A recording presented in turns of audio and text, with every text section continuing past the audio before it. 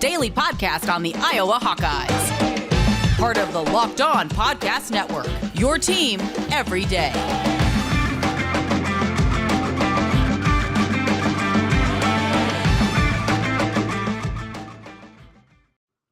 Welcome back, Hawkeye Nation, to a Wednesday morning episode of the Locked On Hawkeyes podcast, your daily podcast covering your Iowa Hawkeyes on the Locked On Podcast Network.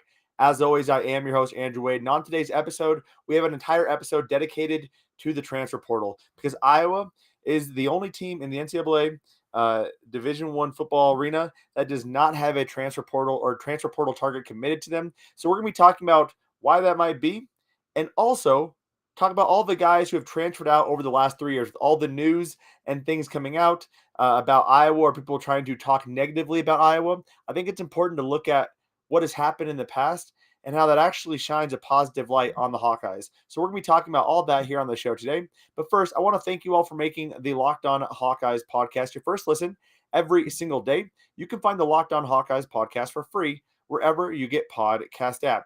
And as we talked about a couple of weeks ago, the advisory council was going to basically be kind of reorganized, essentially, right? But the news that came out from the Gazette was that it was being taken away. It was being shut down, and they really didn't give it a very good journalistic integrity view on it. They did a pretty crappy job, all things considered, on the reporting of that situation.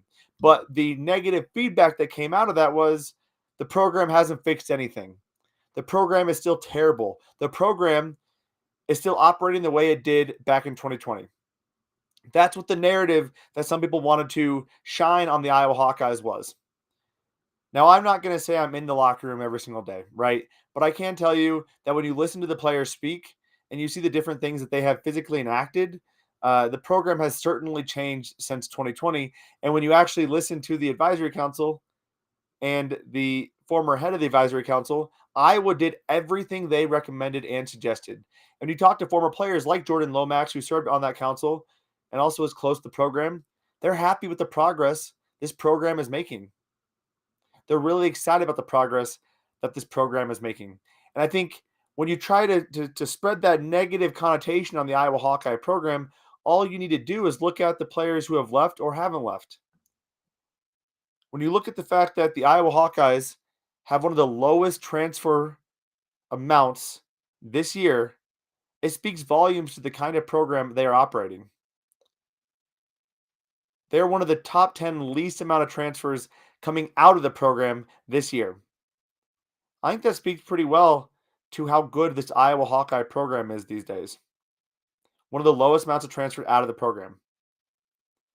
Just look at the numbers. Now, also, Iowa happens to be the only school that hasn't taken a transfer in. Now, part of that is because of the fact they haven't lost a lot of guys. Not a lot of guys going to the draft. A couple surprises returning: Sam Laporta, Jack Campbell, Riley Moss. And when you only have 5 guys entering the transfer portal over the last couple of months, you feel pretty good about your roster. Now, that doesn't mean that Iowa is content with the roster. It means they feel pretty good. And it also means they have the ability to be a bit selective, and they want to find the right guys. Iowa does not believe in building their program through the transfer portal. They never have. They probably never will in the Kirk Ferentz era. They believe in finding guys who believe in the Iowa way and working hard, being developed, and being as good of a person off the field as you are a player on the field. They want to find the right fit for the program. And that's not easy to do in the transfer portal unless they have a pre-existing relationship with them or unless they do a significant amount of due diligence and it fits a position of need. Now, Iowa has had a lot of success in the past with the transfer portal. Look at Zach Van Valkenburg, all Big Ten defensive end, who's going to be hopefully playing on Sundays next year. Or look at Charlie Jones, the Big Ten return man of the year. A pretty unheralded transfer target. He transferred as a walk-on out of Buffalo the same year that Oliver Martin transferred into the program. Oliver Martin is no longer in the program. Charlie Jones is return man of the year. We saw Jack Heflin perform really well as well. Coy Cronk came in, had a few games, but really couldn't get over the injury bug. Xavier came in at the cornerback position last year, wasn't able to do a ton, but Iowa has had success going into the transfer portal and finding 1 or 2 guys that make sense for their program. And right now their eyes are on Hunter Norzad, the interior O-line target from Cornell, and Steven Solanos, the tight end target out of Lafayette University. Both those guys would make a lot of sense in the program. Steven has to balance the fact that he's probably going to be battling for playing time with some very good tight ends. Meanwhile, Hunter has an opportunity to learn under one of the best offensive line tutelage programs in the entire country at a position where he doesn't have a lot of experience for a team that plays Power 5 football. Both those guys took visits on campus this past weekend, and now we're just waiting to see what is going to come out of that. Are they going to commit to the Iowa Hawkeyes? Obviously, Hunter Norzad committing to the Iowa Hawkeyes would be a bigger grab for Iowa, as they do have some concerns at the interior O-line. And I would argue across the board on the offensive line, but you would like to get a guy with experience coming in to play that interior, especially when you lose a Kyler Schott and a Tyler Linderbaum. Steven Slanos, I've talked about this before. Having a third tight end in this system really helps the Iowa Hawkeye football program and the offense move forward. We saw it with TJ Hawkinson and Noah Fant. They had Nate Wheating as that third tight end. He got a lot of snaps in that season. So there's still opportunities even for that third tight end. And I think when you look at the tight ends that Iowa has, bringing Sam Laporta back after looking at the NFL, having Luke Lachey, who is going to be a stud at some point, and then having a Steven Slanos, that gives Iowa the opportunity to run those three tight end sets with a bit more consistency than maybe they have in the past, because they haven't felt comfortable with the depth that they've had. Speaking of depth, Iowa did lose a tight end in the transfer portal this offseason. They lost 5 guys: Deuce Hogan, Tyrone Tracy Jr., Desmond Houston, Josiah Mayman, and Quavon Matthews. We're going to be talking about all those guys here in a few short moments. Before we get to that, though, with the new year comes New Year's resolutions. And if yours or one of yours New Year's resolutions is about getting fit or eating healthier, make sure you include Built Bar into that plan. Built Bar is the protein bar that tastes just like a candy bar, maybe even better than a candy bar. And it makes it so easy to stick to your resolution because it tastes so freaking good, you're going to want to eat it, unlike those other protein bars, which can be chalky, waxy, or taste like a chemical spill. Now, you might be in the middle of your New Year's resolution. You're like, this is so tough. I just want something sweet. Grab yourself a Built Bar. They're covered in 100% real chocolate, and they're so delicious. They're also really good for you. 130 calories, only 4 grams of sugar, and only 4 grams of carbs, plus 17 grams of protein. Way better than your average candy bar with significantly better nutrition for you. So go to built.com, that's BUILT.com, and use the promo code LOCKED15, that's LOCKED15, and you'll get 15% off your next order. Use that promo code LOCKED15, LOCKED15, for 15% off at built.com. And again, thank you all for making the Locked On Hawkeyes podcast your first listen every single day. You can find the Locked On Hawkeyes podcast for free wherever you get podcasts at, and also on YouTube by searching Locked On Hawkeyes. So the first part of the show, we talked a little bit about the transfer portal and where Iowa's in, what they're looking at as far as players go. I want to talk more about the guys who have transferred out. But before we get to that, I want to talk about why it's a big deal. As you're going to see with a lot of these guys, they aren't finding a lot of opportunities welcoming them. Now, that's not a knock on these guys, but it just goes to show you that when we see a guy leave, there's more to every single story that kind of pops up. And I think it's important to take a look at that holistically. Obviously, I wish every single guy who transfers out of the Iowa program nothing but success. But as you're going to see as we go through the list of these guys, there's a varying degree of success from all of these players. You're going to see some high-level quarterback recruits. You're going to see some under-the-radar finds that just didn't work out.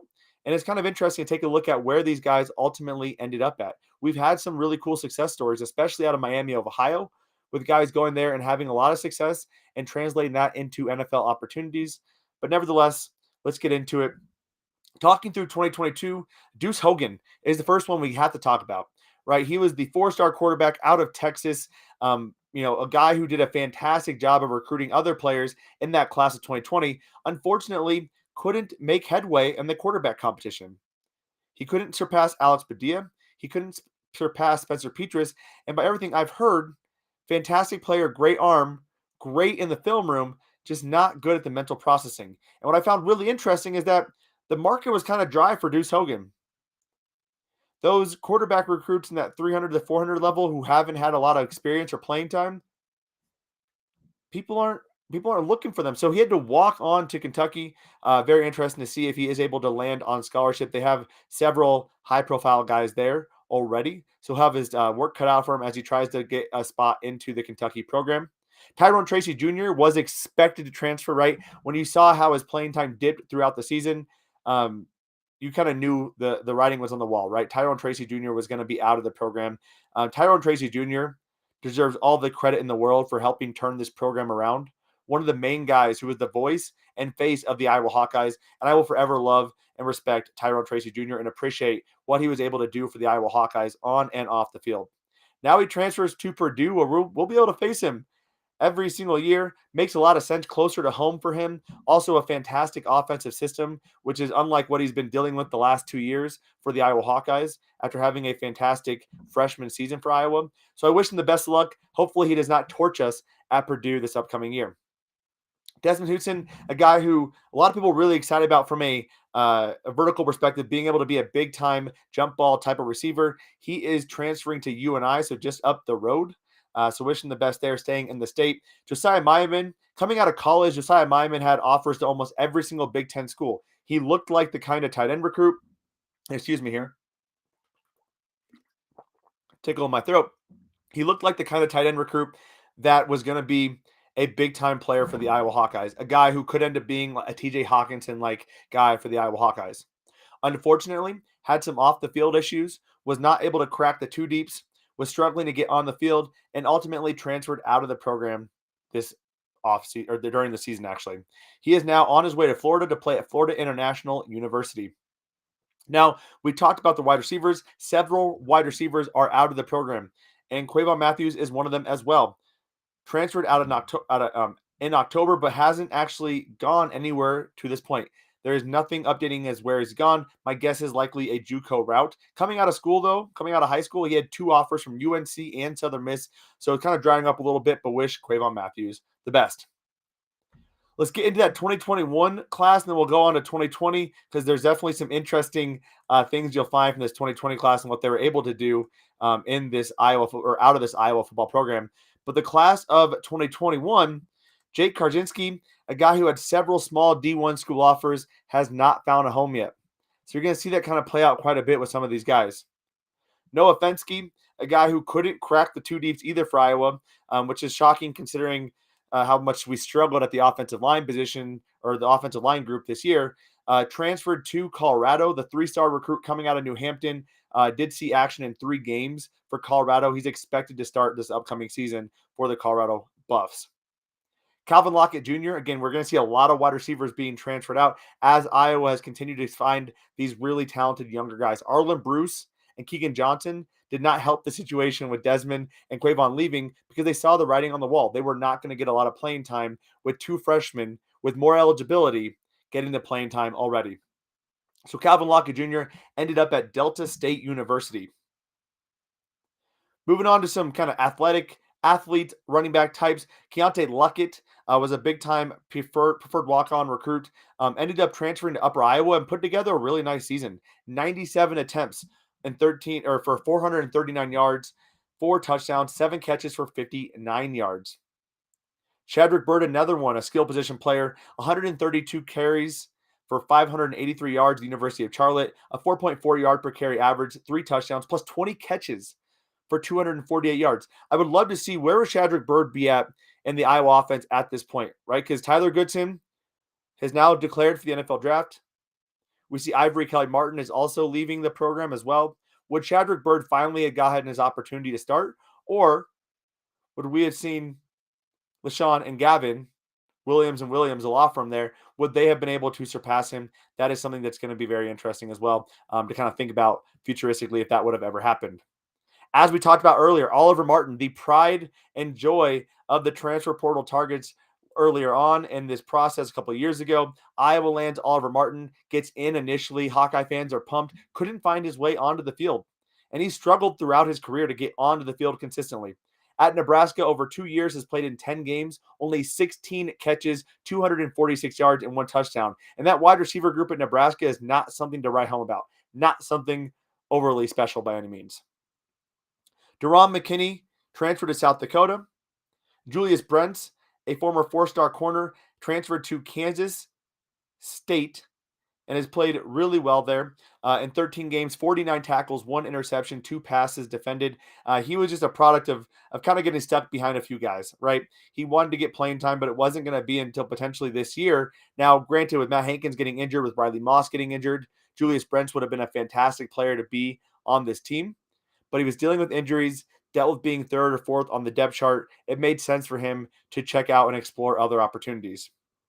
Matt Lorback, actually another guy who transferred into the program from NIU, has transferred out, no longer has a home at all at this point. So wish him the best as well. The most interesting one on this list for the class of 2021 is Yahweh Judy. Yahweh Judy, a late recruit in that class of 2020, I believe. And he left the program midway through the season. Sounds like there was some controversy there. Wasn't exactly fitting into the program. And he's still in Iowa City and was recently arrested for dealing cocaine. So definitely an interesting path there. Obviously not finding a home in the football world. I hope Yahweh Judy can turn his life around with what's kind of going on currently for the young former Iowa Hawkeye football player.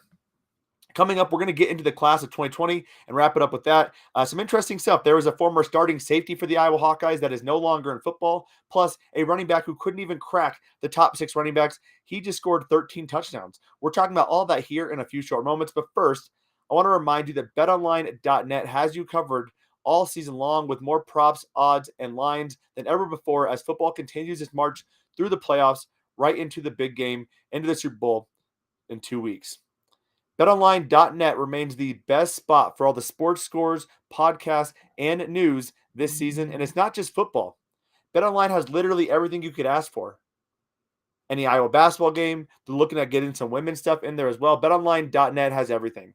They have you covered with all the last-minute info on pro and college hoops, NHL, boxing, UFC, right along with live real-time updates on current games. Plus, they got Vegas casino games as well. You can literally do anything you want from a wagering perspective at betonline.net, the official sponsor of the Locked On Hawkeyes podcast. So don't wait to take advantage of all the amazing offers available for the 2022 season. betonline.net is where the game starts. All right, y'all. We talked about 2022 transfer portals. We talked about 2021 transfer portal guys. Now let's turn our attention to 2020 transfer portal guys, and starting with the main guy, Dylan Doyle.